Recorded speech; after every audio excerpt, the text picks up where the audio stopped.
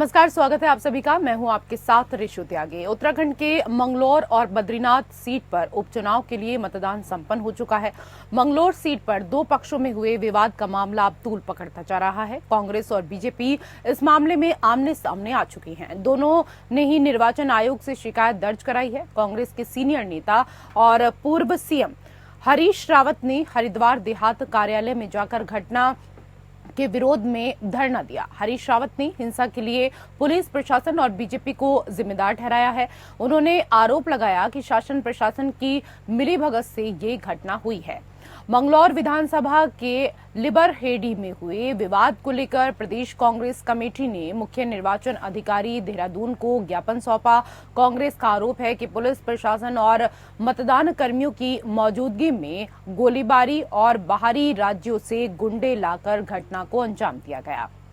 उधर मंगलौर में किसान इंटर कॉलेज मुंडलाना में लोगों ने धीमी गति से मतदान का आरोप लगाया। लोगों का कहना था कि वो सुबह से ही लाइन में लगे हुए थे, लेकिन 2:30 बजे तक भी उनका नंबर नहीं आ पाया, जिसके बाद हंगामा हो गया। बाद में भारी पुलिस बल तैनात किया गया।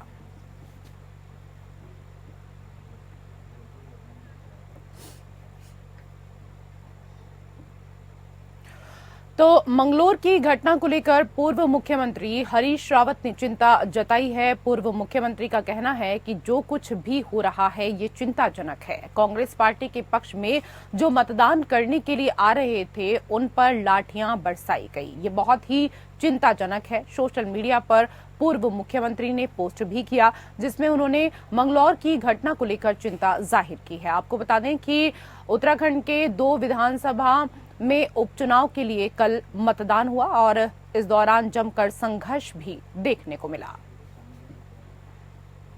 अब बीजेपी और कांग्रेस दोनों एक दूसरे के ऊपर आरोप लगाते हुए नजर आ रहे हैं। इसके साथ ही उत्तराखंड के पूर्व मुख्यमंत्री हरीश रावत ने बीजेपी के ऊपर जमकर निशाना साधा है।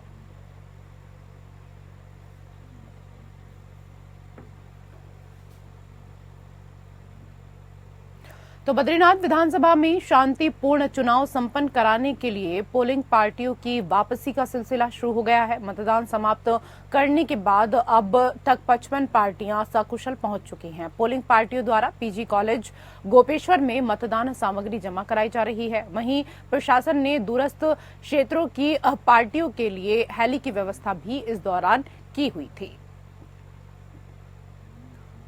उत्तराखंड में 2 सीटों पर उपचुनाव हुआ है और ऐसे में उपचुनाव के बाद अब तमाम पोलिंग पार्टियों की वापसी हो रही है। अभी तक 55 पार्टियों की वापसी हो चुकी है।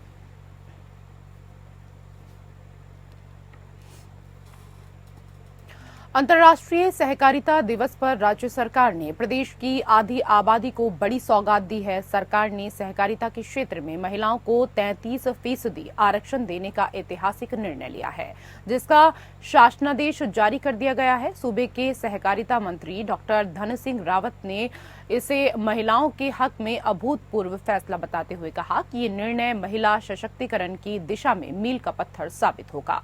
उन्होंने प्रदेशवासियों को अंतर्राष्ट्रीय सहकारिता दिवस की शुभकामना देते हुए प्रधानमंत्री नरेंद्र मोदी के सहकार से समृद्धि के मंत्र के साथ सहकारिता के क्षेत्र को सशक्त बनाने की भी अपील की। उत्तराखंड सरकार ने प्रदेश की सरकारी संस्थाओं में महिलाओं को 33% आरक्षण देने का ऐतिहासिक निर्णय लिया है, जहां आपको बता दें कि इसके तहत न्याय पंचायत स्तर से लेकर राज्य स्तर तक की विभिन्न सहकारी संस्थाओं में अध्यक्ष, निदेशक और सदस्यों के पद पर 33% आरक्षण महिलाओं के लिए रहेगा, जिससे सहकारिता के क्षेत्र में वर्षों से कार्य कर रही महिलाओं को प्रोत्साहन मिलेगा, जो महिला सशक्तिकरण की दिशा में मील का पत्थर साबित होगा।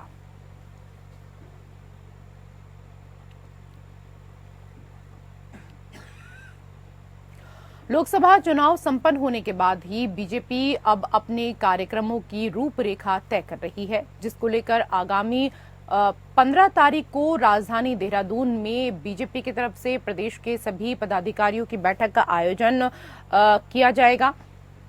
प्रदेश मीडिया प्रभारी मनवीर सिंह चौहान ने बताया कि इस बैठक में पूरे प्रदेश में 1200 से अधिक पदाधिकारी शिरकत करने वाले हैं। मनवीर सिंह चौहान ने कहा कि उत्तराखंड की 5 लोकसभा सीटों पर उत्तराखंड की जनता ने बीजेपी को जिताया है। इसके लिए उत्तराखंड की जनता का अभिनंदन कार्यक्रम आयोजित किया जाएगा। साथ ही आगामी दिनों के कार्यक्रमों की रूपरेखा इस बैठक में तय की जाएगी। तो 2 दिन तक जनता के अभिनंदन के लिए ये कार्यक्रम चलाया जाएगा बीजेपी की तरफ से। उत्तराखंड में जनता का धन्यवाद इस कार्यक्रम में किया जाएगा। 14 और 15 जुलाई को ये आयोजन बीजेपी कराने जा रही है, जिसमें प्रदेश भर से 1200 से अधिक पदाधिकारी भी शामिल होंगे।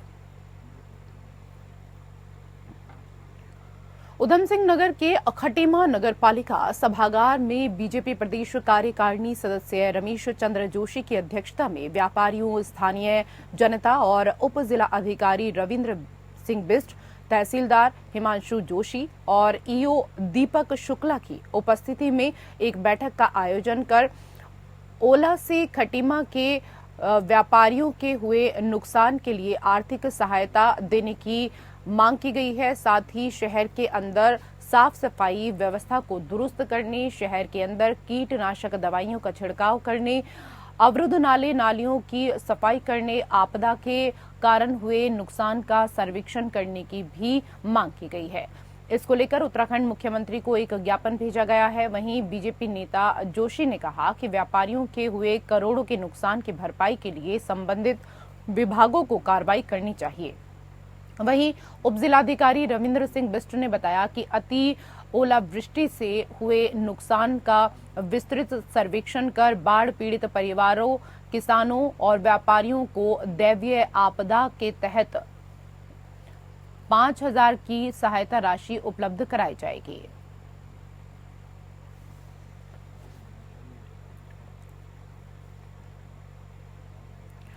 और बरसात के सीजन के दौरान आपको बता दें कि अब एक बार फिर से आदि कैलाश यात्रा शुरू की जाएगी। कुमाऊं मंडल विकास निगम ने इस बार अब तक 15 दलों में 606 यात्रियों को कैलाश मानसरोवर यात्रा के लिए भेजा। फिलहाल भारी बरसात और मानसून के सीजन की वजह से आदि कैलाश यात्रा रोक दी गई है।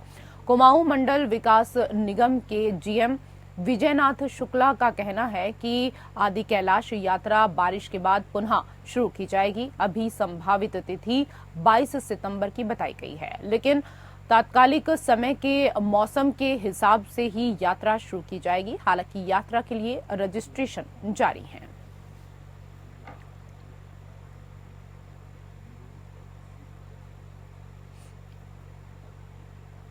उधर सूबे में विद्यालय शिक्षा विभाग के अंतर्गत वर्तमान शैक्षणिक सत्र में विभिन्न 11,000 पदों को इस दौरान भरा जाएगा। इसके लिए विभागीय अधिकारियों को जल्द भर्ती प्रक्रिया शुरू करने के निर्देश शिक्षा मंत्री धन सिंह रावत ने दे दिए हैं, जिसमें प्राथमिक शिक्षकों, माध्यमिक शिक्षकों, समग्र शिक्षा प्रधानाचार्यों एवं चतुर्थ श्रेणी के पद भी शामिल हैं। शिक्षा मंत्री धन सिंह रावत का कहना है कि प्राइमरी माध्यमिक शिक्षकों के साथ और प्रवक्ता के पदों पर भर्ती के लिए प्लान तैयार किया गया है, जिसके मुताबिक 11,000 पदों पर भर्ती की जाएगी। उनका कहना है कि भर्ती को लेकर कैलेंडर तैयार कर लिया गया है। पर्यावरण प्रेमियों के चलते पेयजल परियोजना के लिए खलंगा रिजर्व फॉरेस्ट के पेड़ नहीं काटने का निर्णय लिया गया है। पेयजल निगम ने इस स्थान को अब छोड़ दिया है।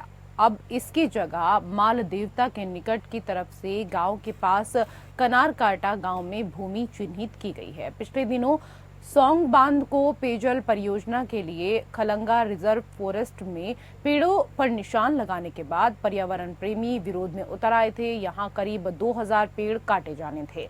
भारी विरोध के बीच पेयजल निगम ने इस जमीन पर अपना दावा छोड़ दिया है। मुख्यमंत्री के निर्देश के बाद अब पेयजल निगम ने देहरादून में कनार काटन गांव के जगह को चिन्हित किया है। बताया जा रहा है कि क्षेत्र में वन भूमि का हस्तांतरण जल्द किया जाएगा। करीब 3000 करोड़ की सौंग बांध परियोजना में 500 24 करोड़ की पेयजल परियोजना बनेगी। इसके लिए सौंग बांध के नजदीक ऊंचाई वाले स्थान पर रिजर्व वेयर लगाया जाएगा। पेयजल निगम को 7 हेक्टेयर जमीन की जरूरत है, जिसमें 4.2 हेक्टेयर भूमि पर 150 MLD का वाटर ट्रीटमेंट प्लांट बनेगा। कनार गांव से राजधानी के 60 वार्ड में पेयजल की आपूर्ति की जाएगी। पेयजल निगम के अधिशासी अभियंता दीपक नौटियाल ने बताया कि जल्द वन विभाग के साथ मिलकर इस स्थान का सर्वे किया जाएगा।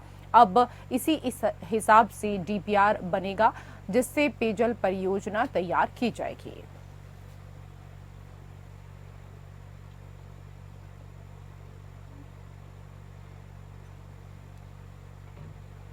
उधर हल्द्वानी शहर के चौड़ीकरण का कार्य होना है, जिससे जाम की समस्या से छुटकारा और यातायात को सुगम बनाया जा सकेगा।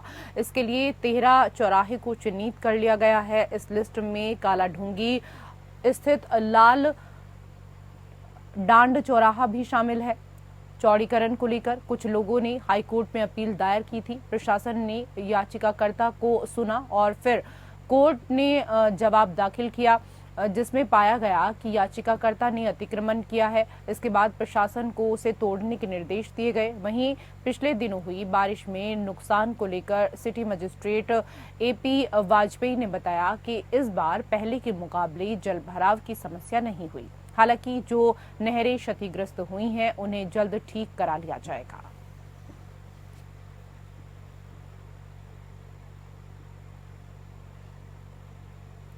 वहीं पूर्व शिक्षा मंत्री एवं गदरपुर विधायक अरविंद पांडे जसपुर पहुंचे, जहां उन्होंने भाजपाइयों के साथ चिकित्सालय में वृक्षारोपण के समय 2 दिन पूर्व कठुआ में घुसपैठ आतंकी हमले में देश के 5 वीर जवान शहीदों की शहादत पर वो भावुक स्वर में बोले कि हमारे देश की रक्षा के लिए उत्तराखंड के 5 जाबाज सैनिकों ने अपने प्राण न्यौछावर करने वाले हमारे अमर शहीदों को शत शत प्रणाम करते हुए हम अपनी श्रद्धांजलि अर्पित करते हैं। साथ ही परमपिता परमेश्वर से उनके चरणों में प्रार्थना करते हैं, उनके परिवार को इस दुख की घड़ी में धैर्य बनाए रखने की शक्ति प्रदान करें।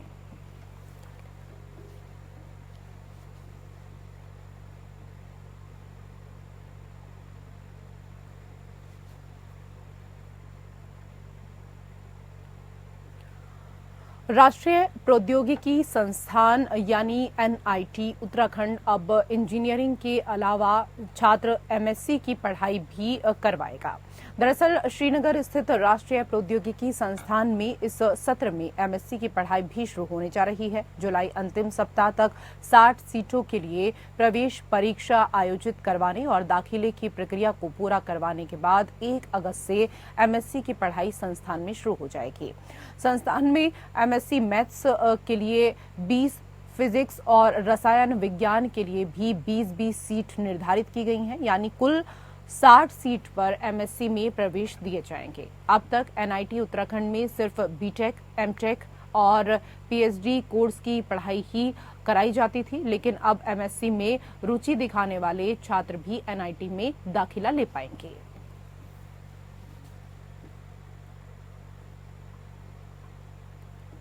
उधर सेलाकुई पुलिस द्वारा बाहरी लोगों किराएदारों के सत्यापन के लिए टीमों का गठन कर सत्यापन अभियान चलाया गया। अभियान के दौरान थाना क्षेत्र में अलग अलग टीमें बनाकर थाना क्षेत्र के अंतर्गत जमनपुर, बायाखाला, पीठ वाली गली, भाऊवाला, राजावाला आदि क्षेत्रों में निवासरत बाहरी लोगों और इसके साथ ही किराएदारों का सत्यापन किया गया। अभियान के दौरान किराएदारों का सत्यापन न कराने वाले 70 मकान मालिकों के विरुद्ध पुलिस अधिनियम के अंतर्गत कार्रवाई करते हुए 7 लाख रुपए का जुर्माना लगाया गया है।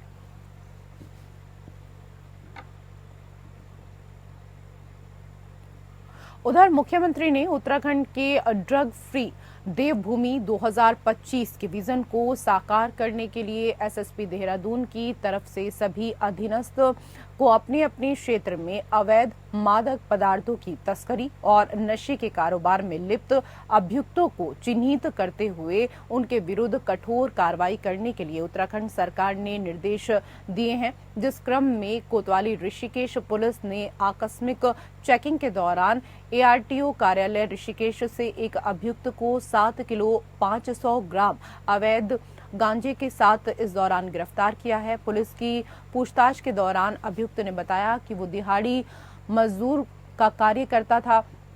वो इसे मेरठ से खरीद कर लाया था, जिसकी छोटी छोटी पुड़िया बनाकर वो स्थानीय मजदूरों और शिक्षण संस्थानों के छात्रों को ऊंचे दामों में बेचकर मुनाफा कमाता था।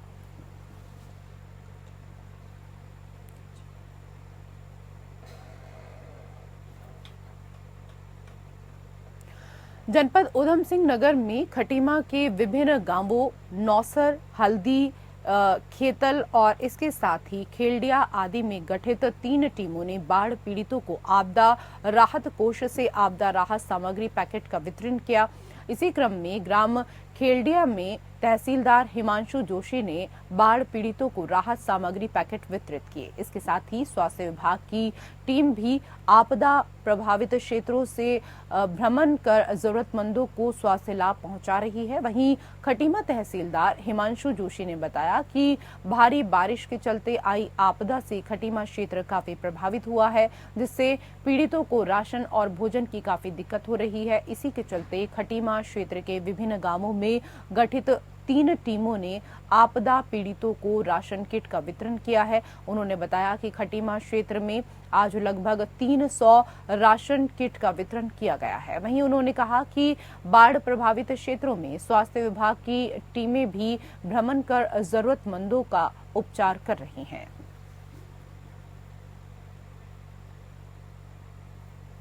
और उधर उत्तराखंड के अंदर लगातार हो रही बारिश की वजह से नदियों का जलस्तर बढ़ जाने के कारण शारदा, कोसी नदी, इसके साथ ही भाखड़ा गोला नदी खतरे के निशान से ऊपर पानी छोड़ने की वजह से उत्तराखंड यूपी के बॉर्डर क्षेत्र के गांव में जल भराव की स्थिति के साथ साथ नदियों ने किसानों की खेती को भी अब नुकसान पहुंचाना शुरू कर दिया है। सैकड़ों एकड़ जमीन अपने आगोश में इस दौरान नदी के पानी ने ले ली है और इसकी सूचना स्थानीय प्रशासन को दी गई तो प्रशासन ने जल्द कार्रवाई करने और इसके साथ ही वहां पर रह रहे ग्रामीणों की मदद के लिए प्रशासन ने हर संभव मदद देने का ऐलान किया है।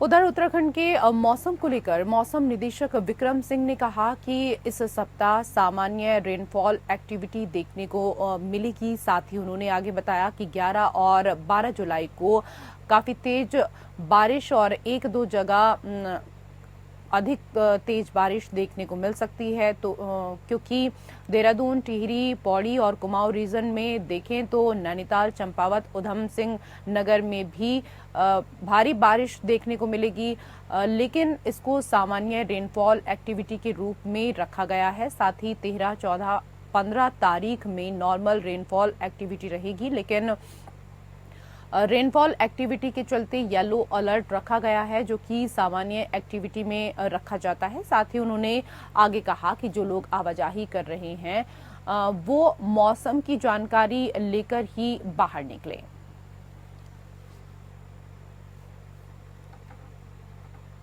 उत्तराखंड की खबरों में मेरे साथ फिलहाल इतना ही। नमस्कार।